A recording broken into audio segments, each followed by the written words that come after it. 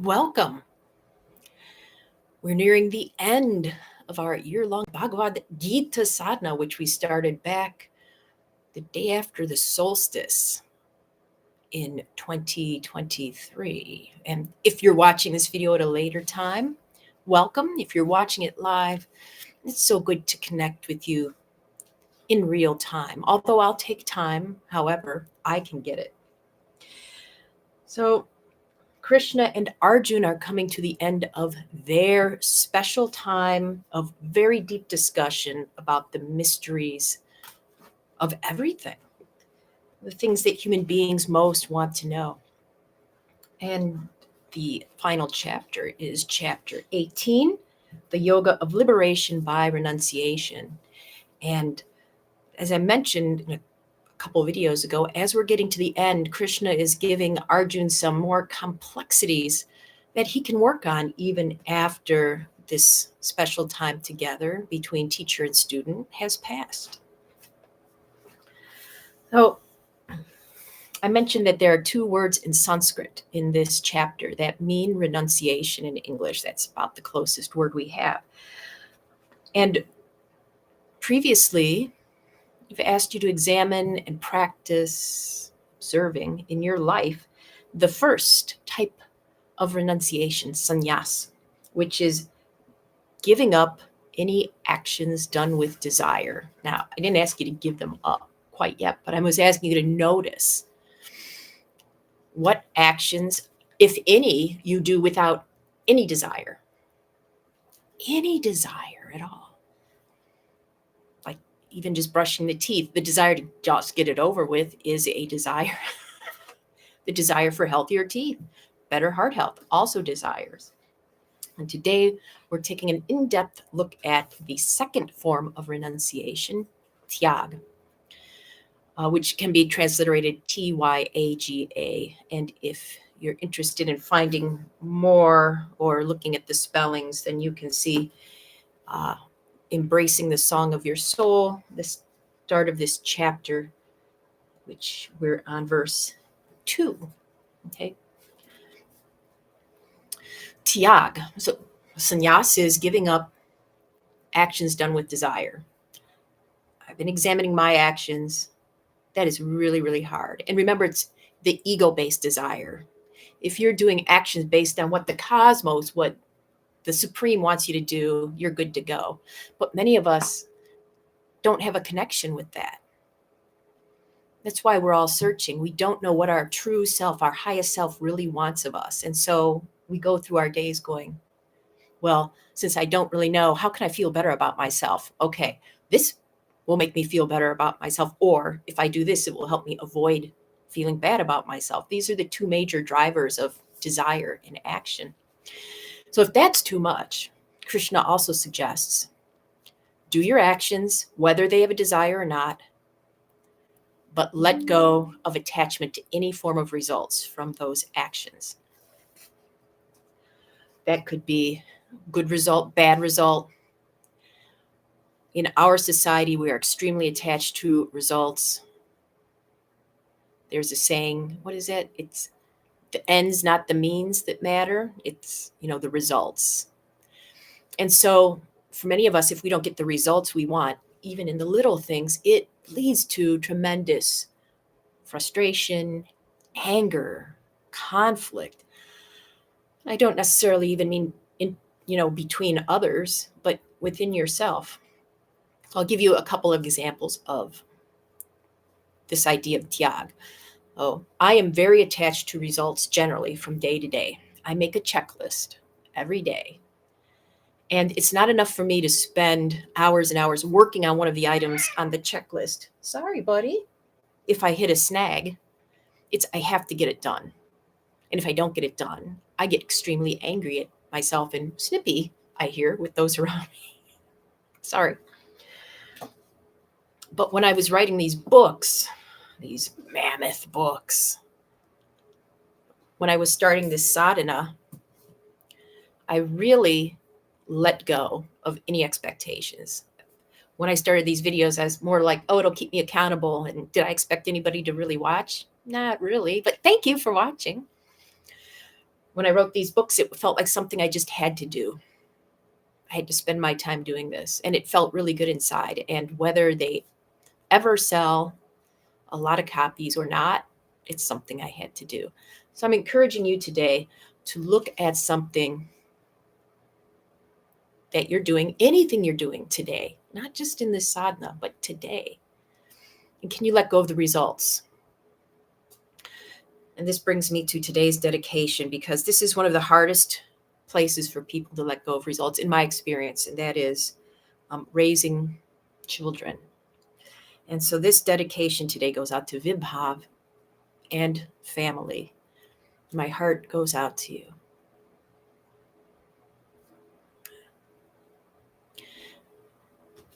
So to any of us raising children, pet children, ideas that are as valuable to us as children, this is a very valuable teaching. And let us explore it. I'm going to go outside, do my balance pose. I invite you to join, to adapt this however you want, and to not be attached to any sort of result from doing this pose. Just to do it. The cat is attached to some result. I wonder what it is. We'll find out.